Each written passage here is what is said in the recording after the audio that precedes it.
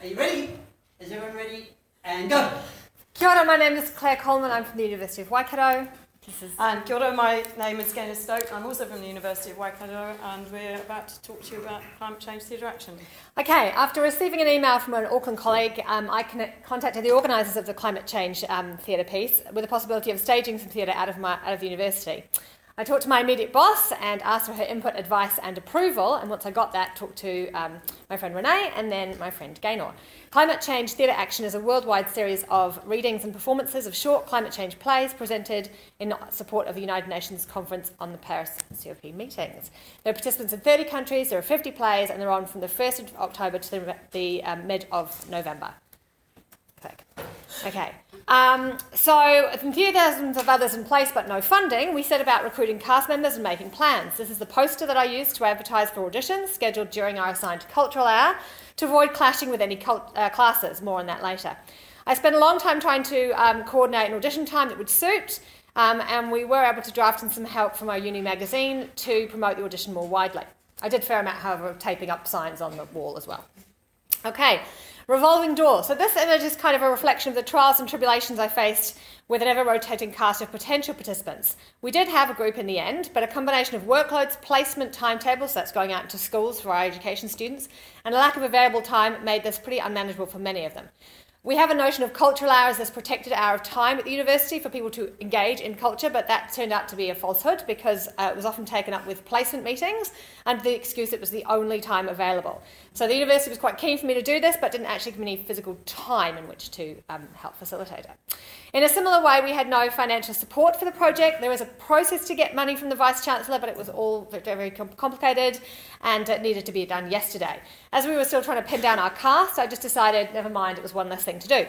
We did, however, get community in terms of people. The magazine was helpful in lending us their tech crew to film it. The cafe were happy and interested to have us do the play outside them.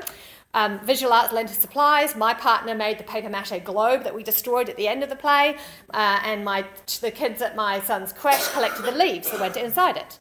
I wonder what difference it would have made if we'd had some shiny technologies.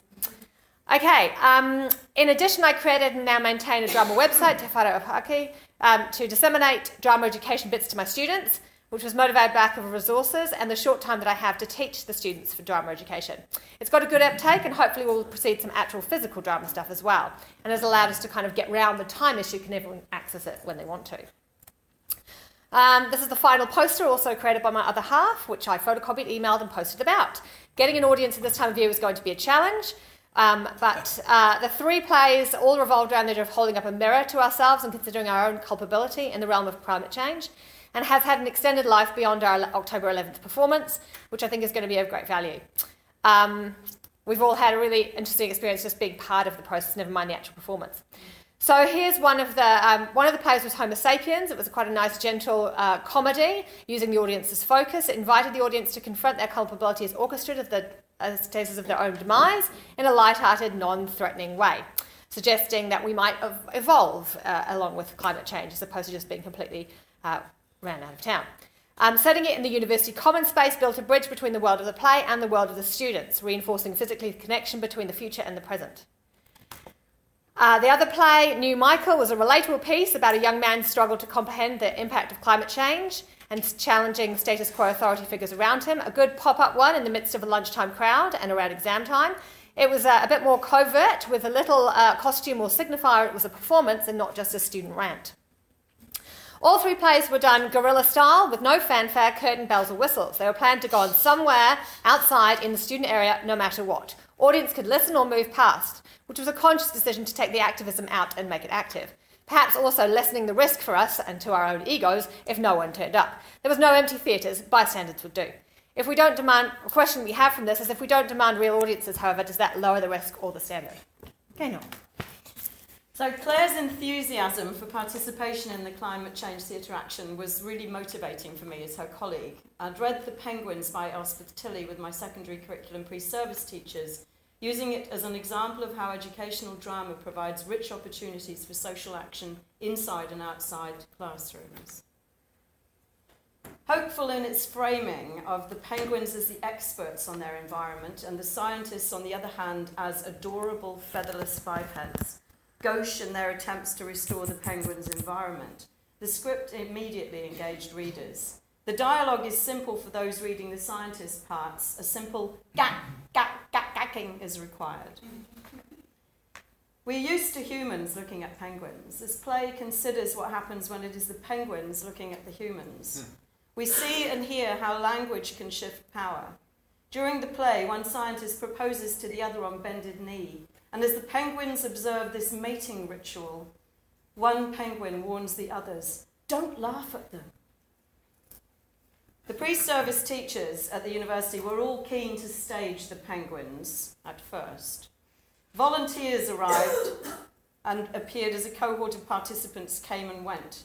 Despite personnel issues, there's a tangible sense that these words must be read, spoken, and heard.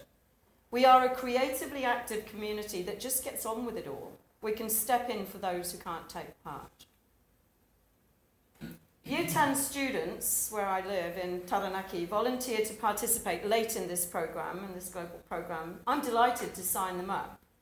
An overly ambitious but wildly creative staging idea for the play, with a focus on lavish costumes and technology, leading inevitably to thrilled audiences and rave reviews in the local press, was just too much pressure. It never happened. That was the text I got. But it is happening here. After seeing the anti-fracking documentary, The Bentley Effect, I approached Climate Justice Taranaki, accompanied by the penguins. Taranaki is a divided community. Gas and oil exploration has created huge wealth in the province for those who work in and around the industry, but at what environmental cost? With the world in the grip of fossil fuel madness, it's clear humanity has reached a crucial junction. As we race toward a number of tipping points, our lives are changing in ways we've never seen, to a degree we're not prepared for, and at speeds we've never experienced. We have drifted off the edge of our cultural map and are now forced to question what is truly important to us. Climate Justice Taranaki will present next month a radio reading of The Penguins on Access Radio after a brief rehearsal and a bit of judicious editing. Serious fun is being had as Climate Justice Taranaki increase their membership and see the potential of taking creative local social action in a global project. And just as an afterthought, what must we look like to Antarctic and Arctic fauna? How can we maintain this creative social action momentum? With increasing focus on achievement and success in our education environment that privileges the individual rather than the collaboration of the community, flashy end products and not the process, how might we affirm the power of creative social action? Voices become silenced when projects hit roadblocks and potholes.